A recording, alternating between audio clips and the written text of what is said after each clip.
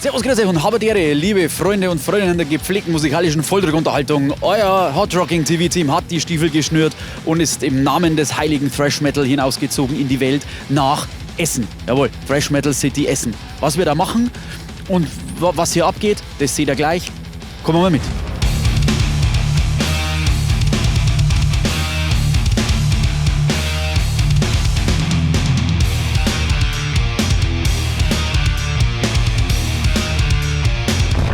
Wir stehen vor der Lichtburg in Essen und sind schwerst gespannt, denn wir sind hier für die Weltpremiere des Dokumentarfilms Total Thrash, The Teutonic Story. Jetzt stehen wir hier mit einem Zeitzeugen. Ja, Zeitzeuge ist gut, ne? Ja. Schon, ne? 84. 84? Ja. Was 84? Der 84 geboren, 18 Jahre. Ach so, okay, gut. 84. Warum bist du heute da? Was erwartest du dir heute? Weil mein Chef nicht alleine über den roten Teppich laufen will. Wer ist dein Chef? Ja, wer wohl? Ja, wer? Von all den Großen, die heute hier anflattern. Der Angel Ripper. Tatsächlich? Hättest du dir träumen lassen, dass wir 2022 mal hier stehen und einen Dokumentarfilm über Thrash Metal sehen? Tatsächlich nicht. Also, das ist schon cool. Der Daniel hier, der Chef von dem ganzen Ding, der hat sich echt viel Mühe gemacht. Auch viele Leute vor die Kamera geholt, die was zu sagen haben. Und ja, ist auf jeden Fall ein, ja, wie soll man sagen, Lords of Depravity für alle. Warum seid ihr da? Also mein Freund macht tatsächlich, oder unsere beiden Freunde machen bei dem Film mit. Vielleicht auch nur ganz kurz, aber sie machen mit. Darf ich dann fragen, wer da mitmacht im Film? Dirk Wieland von Mortal Terror. Und Dirk Schneider von Chaos Path. Die Dirks sind also da. Die Dirks. Was erwartet ihr euch von dem Film? Ich bin total gespannt. Ich habe gar keine Vorstellung. Ich bin nur neugierig. Nur neugierig. Ja, es geht mir genauso. Ich hoffe einfach, dass Dirk ein bisschen mit vorkommt und dann freue ich mich schon. Wie lange seid ihr selber schon Thrash-Fans? Dann so gesehen? Oh Gott, 25 Jahre? Ja? Ja. Mit Sicherheit, ja. Hättet ihr euch vorstellen können, dass es über den Thrash Metal einmal einen Dokumentarfilm gibt, der in einem Kino ausgestrahlt wird? Also auf jeden Fall nicht über den deutschen Trash Metal. Das ist im Leben. ziemlich cool. Ja.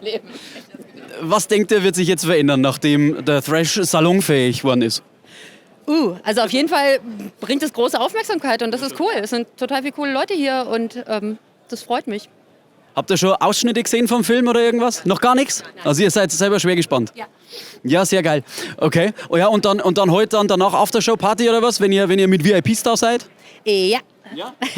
Wo wird abgestiegen? Im Café Nord. Café Nord. Okay, seid ihr aus Essen direkt? Nee, Kassel. Ah, ihr seid aus Kassel? Ja. Okay. Ja? Okay, wie ist die Metal-Szene in Kassel? Ich habe überhaupt keinen Einblick. Oh, ziemlich gut. Also die letzten Jahre, wir haben ja die Goldgrube, die machen super viele Veranstaltungen mit super geilen Bands.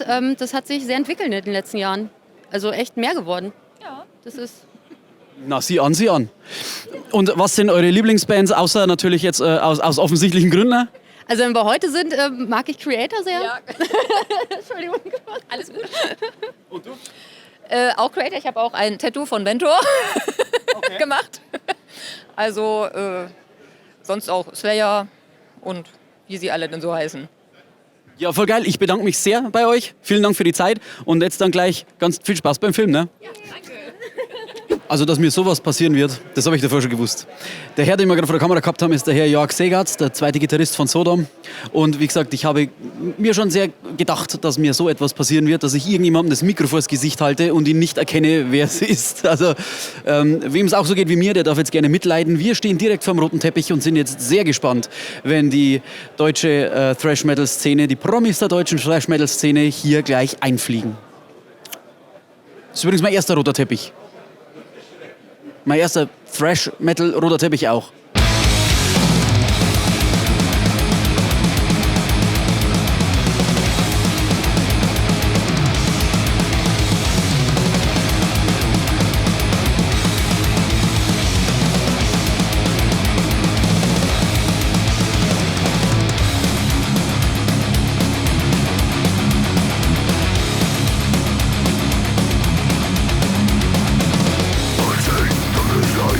Mystery and fear.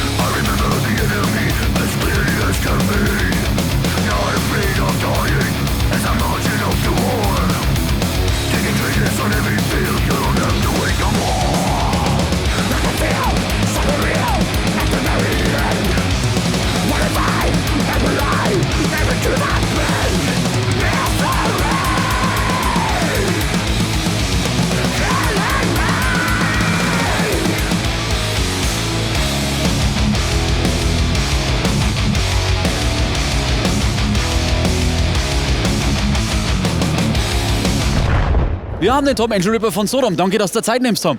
Ja, gerne, kein Problem. Was bedeutet es denn für dich, einen Dokumentarfilm über den deutschen Thrash Metal zu sehen? Ja, so was gab es ja vorher noch nie. Es gab ja viele Metal-Dokus. Ja. Wir selber haben ja auch schon 2 Filme gemacht. Ich weiß ja, wie viel Arbeit das ist und so. Ne? Mega geile übrigens, ja. Und ja, ich bin auch froh, da mitgemacht zu haben halt. Ne? Ich war jetzt nicht so sicher, wieder irgend so eine Scheiße. Man kriegt ja jeden Tag so Anfragen. Ne? Aber super, ich bin froh, ich habe auch mitgearbeitet, so, also ein bisschen Material gesammelt. Ja. Ich bin schon stolz darauf. Das ist ja auch, Thrash ist ja auch eine eigene musikalische Ausrichtung. Ne? Absolut. Ne? Können viele nichts mit anfangen, verstehe ich auch, aber ich jetzt noch ein bisschen Publika und so, der WDR ist doch hier und so. Ne? Ja. Mit einem Augenzwinkern gefragt, ist der deutsche Thrash jetzt Mainstream-tauglich? Wir nicht. Wir auf keinen Fall. Es gibt vielleicht Bands, die das so machen. Wir sind die einzige Band weltweit, die kontinuierlich ihr Ding durchgezogen haben. Ja? Wir haben uns nie kommerziell angepasst. Ne? Aber ich sehe Sodom auch nicht als klassische Thrash-Band. Eine klassische Thrash-Band wäre Overkill oder Exodus, Destruction vielleicht, weißt du. Wir sind so ein bisschen mehr Black Metal, aber wir haben ja auch die Szene mitgeprägt. Ne? Ohne Frage. Was erwartest du dir jetzt heute vor dem Film? Ich habe den Film schon gesehen. Okay. Ja, so ein Rough-Schnitt, jetzt kommt noch eine Farbkorrektur drauf und der Ton wird nochmal neu gemacht. Okay. Geil. Ne? Ich wünsche mir nur, dass mehr Bands mitgemacht hätten. Also mit mehr Material an alten Fotos, historischen. Ja. Aber in der kurzen Zeit war auch schwer was zu kommen, Material zu kriegen. Halt. Okay. Ja, und geht ihr jetzt mit dem Film noch weiter auf Tour oder ist das jetzt heute? Hier und in Gelsenkirchen läuft der auch nochmal. Ne? Und der hat in Köln, ist er noch Berlin, weiß ich, da bin ich ja nicht dabei. Weiß. Ich bin ja selber jetzt hier das Wochenende auf Tour. Ne? Naheliegend dann. Ist das jetzt für dich hier heute auch ein großer Abend oder eher so ein Wiedersehen mit alten Freunden? Beides, auf jeden Fall. Man sieht jetzt auch Leute, die lange nicht gesehen haben. Ich bin ja eigentlich auch nicht so ein Freund von rotem Teppich. Ne? Ich wollte schon gerade fast mal eine Kippe, aber habe ich nicht gemacht. Nein, aber einfach mit Kollegen mal ein bisschen abhängen, wieder ein bisschen quatschen, darum geht es ja auch. Halt, ne? Das ist der Spaß an der Sache? Ja, sicher. Ich trinke jetzt, bin selber im Auto, da ich kann nicht viel trinken. Das ist aber schade. Ja, also mitten in der Woche geht das sowieso nicht. Okay. Nein, aber geht auch ohne Alkohol, ne? Ja, aber sicher ist sicher, oder nicht? Den Führerschein darf ich nicht verlieren. Ja, natürlich. Nee, der ist schon geil hier, auf jeden Fall. Ich werde da Beste draus machen, Leute. Darf ich dich bitten, eine Message für die Welt da draußen, was willst du den Metalheads und da draußen noch an die Hand geben? Nach der schweren Zeit vor allem jetzt, die alle Bands hinter sich haben. Ja, die Message ist eigentlich die, kommt auch jetzt. Weißt du, ich habe ja schon von vielen gehört, dass die Leute gar nicht mehr kommen.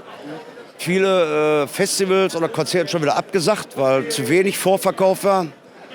Jetzt sind die Bands wieder am Start, jetzt geht hin. Mann! Ja.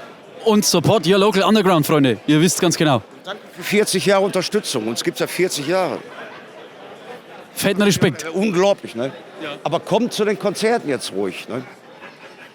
Hoch mit dem Arsch und raus mit euch. Bis sich der Lauterbach das anders überlegt. Also. Ich danke dir sehr. Ich wünsche dir noch ganz viel Spaß heute. Ja, viel Spaß, ne? Alright. Vielen Dank. Es gibt einen Dokumentarfilm über Thrash Metal. Was hält man davon? Was erwartet ihr euch von heute Abend? Das wird ein grandioser Abend. Ja. Mit Thrash Metal ist man groß geworden. Ja. Und von daher endlich mal wieder was aus der Jugend quasi. Was aus der Jugend? Seit wann Thrash Metal Fan? Anfang der 90er. Okay. Also mit Tenga zum Beispiel groß geworden. Als Hesse ist das quasi Pflichtprogramm gewesen. Und von daher rutscht man da so rein. Auf was freut ihr euch heute besonders bei der Filmpremiere? Tatsächlich einfach nur auf das Aufgebot an Stars, die wahrscheinlich da sein werden, weil sieht man halt auch nicht alltäglich, auch wenn sie definitiv zum Ruhrpott dazugehören, weil das ist wahrscheinlich auch das Spannendste an dem ganzen Film. Ist halt der Ruhrpott, Thrash Metal gehört zum Ruhrpott und da werden wir einfach mal gucken, was man noch so mitbekommt. Auf welche Persönlichkeit freust du dich am meisten? Oh, wenn ich ihm begegne, Ventor natürlich. Ich bin selber Schlagzeuger. Okay. Und Creator sind für mich, also ich bin seit 2010, ich bin noch relativ jung, bin seit 2010 erst wirklich in der Thrash-Metal-Szene mit dabei. Und da haben mich Creator auf dem Rockhard komplett abgeholt. Okay. Legendärer Spruch immer noch bei uns im Freundeskreis ist, Moshpit, Ruhrpott-Style von Mille. Dementsprechend lasse ich mich überraschen, was der Film heute hergibt.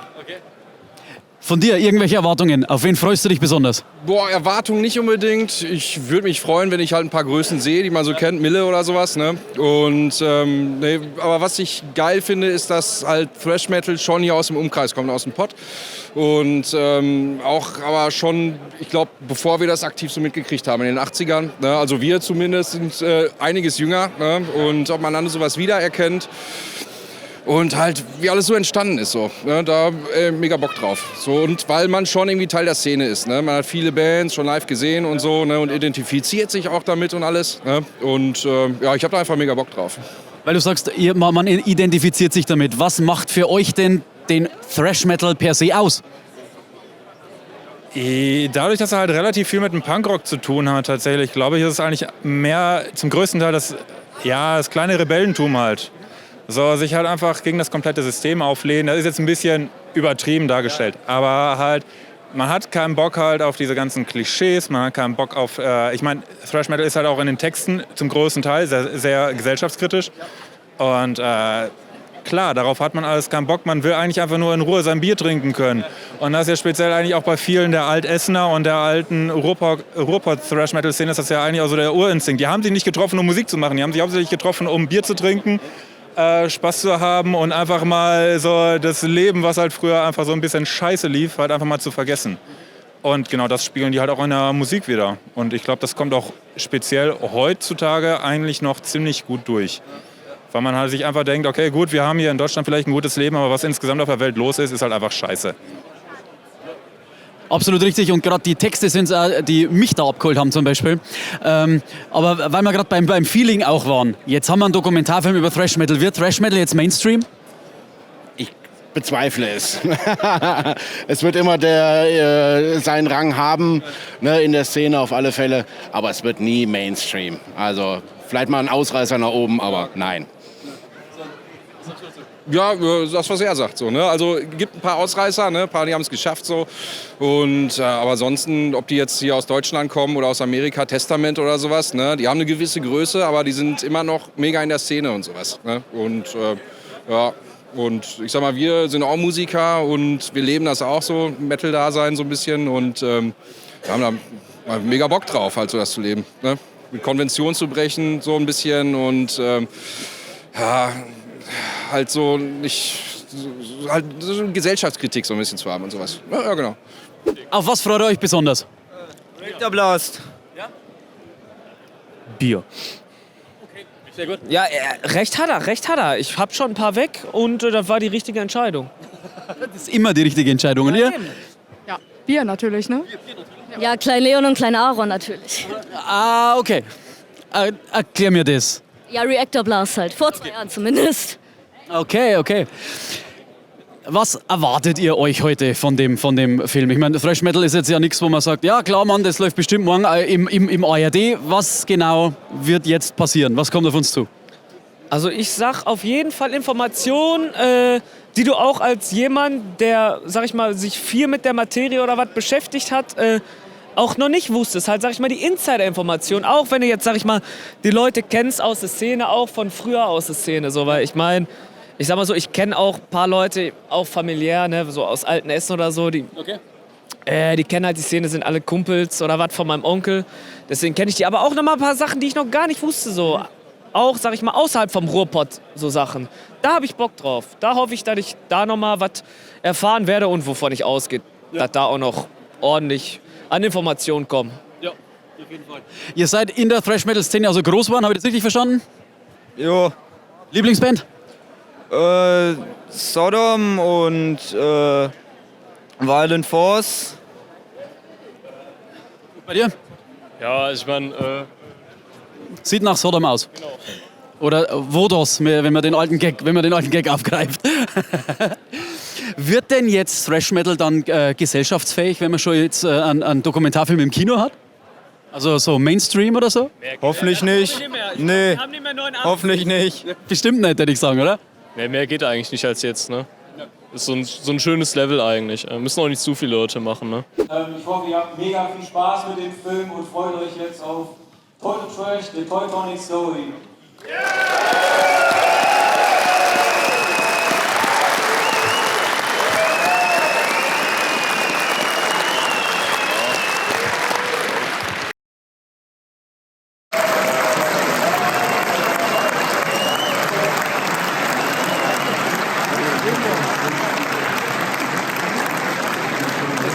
So, war das schon die erste Reaktion? Wie war denn Total Fresh?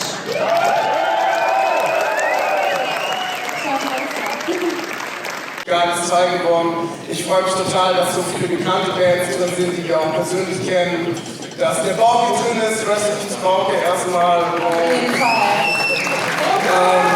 Dass das alles so eine tolle Geschichte geworden ist, was vor 3 Jahren hin und her ging und mit Daniel Hoffmann hatten wir auch Kontakt gehabt. Und ja, sind viele tolle Geschichten entstanden, was machst du da?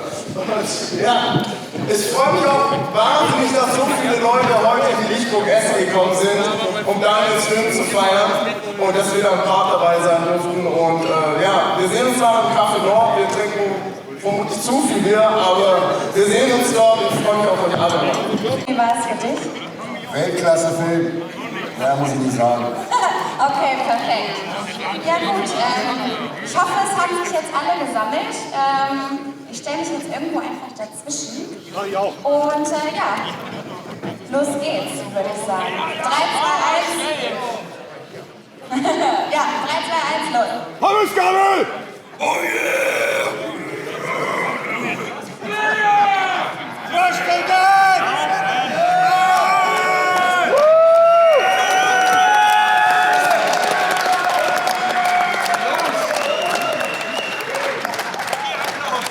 Wunderschön! Danke!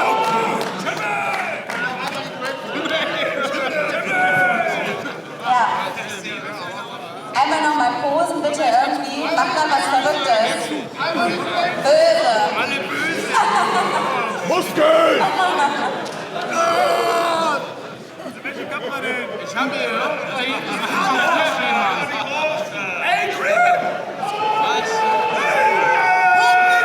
Kurzes Fazit zur Premiere von Total Thrash in der Lichtburg in Essen. War ein riesen Highlight, war voll mega geil dabei gewesen zu sein. Den Streifen kann ich jedem Metal-Fan, nicht nur explizit die Thrasher, sondern jedem Metal-Fan echt ans Herz legen. Zeigt wahnsinnig authentisch, wirklich witzig und ehrlich, wenn man mich fragt, wie diese Szene entstanden ist und was den Thrash-Metal und den Metal aber, finde ich, auch irgendwo allgemein ausmacht. Also für jeden Metaler echt eine Empfehlung, schaut es euch an. Der Film kommt auch die nächsten Wochen noch, tourt praktisch mehr oder weniger durch Deutschland. Die Termine verlinken wir unten in der Videobeschreibung, dann kannst auch du auschecken, ob der Film nicht vielleicht in 2 Wochen bei dir läuft. Zum Ablauf übrigens, das kommt vielleicht auf dem Video gar nicht so richtig rüber, das war echt gut organisiert, ja, also so gut wie sich wahrscheinlich Metal-Musiker organisieren lassen. Hat ein bisschen was von Hollywood gehabt. Ja. Ansonsten auch die Lichtburg übrigens ein voll geiles Lichtspielhaus, also voll geiles Kino mit mega Ambiente. Und ja, ich freue mich schon wahnsinnig, wenn der Film hier in Schweinfurt Premiere feiert. Dann mit dem Regisseur, dem Daniel, auch nochmal ins Gespräch kommen werden. Also seid da auf jeden Fall gespannt. Das war's. Und das war noch nicht alles, was ihr von Total Thrash gehört oder gesehen habt von uns. An dieser Stelle will ich auch noch eine Lanze brechen. Und zwar für den Tom Angel Ripper von Sodom. Leute, ich habe noch nie in meinem Leben einen Menschen, der so viele Leute inspiriert hat, ein Instrument zu spielen, eine Band zu gründen oder sich für Metal zu interessieren. Ich habe noch nie so einen scheiß normalen, sympathischen Typen gesehen. Der Typ ist so normal wie du und ich. Und der ist mega authentisch und einfach nur echt eine coole Socke. In diesem Sinne, checkt den Film aus und ihr lieben Freunde und Freundinnen der gepflegten musikalischen Folterunterhaltung da draußen, stay hard for Hard Rocking TV.